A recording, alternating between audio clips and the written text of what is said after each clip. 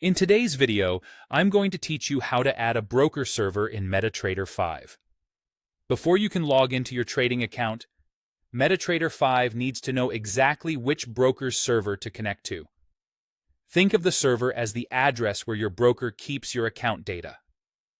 Adding the correct one ensures your platform talks to the right place, whether you're using a demo or a live account. Start by launching the MetaTrader 5 desktop app. Once it's open, you'll need the account or login window. You can get there from the top menu by clicking File and selecting Open an Account.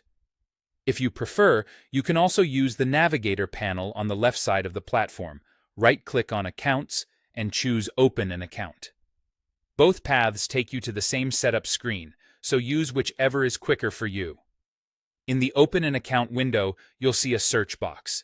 Type your broker's name, something like XM, XNIS, or FXTM, and wait a moment while MT5 searches. You'll get a list of matching servers. Choose the one that exactly matches what your broker provided. Server names often include details like demo or live, or even a region or account type. Always use the precise server your broker specified, as picking the wrong one can prevent you from logging in. If your broker's server doesn't appear, no problem. In that same window, click Scan to refresh the list or manually type the server name exactly as your broker gave it. You can also enter the full address and port in address. Port format, for example, server name 1950.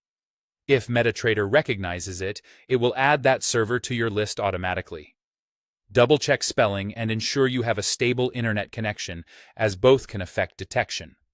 Once the server is selected, choose Connect with an existing account. Enter your login, which is your account number, and your password. Then, click Login. If the details are correct, MT5 will connect to that server, and you'll see live prices streaming in the Market Watch, your account information populating in the platform, and the connection status showing as active.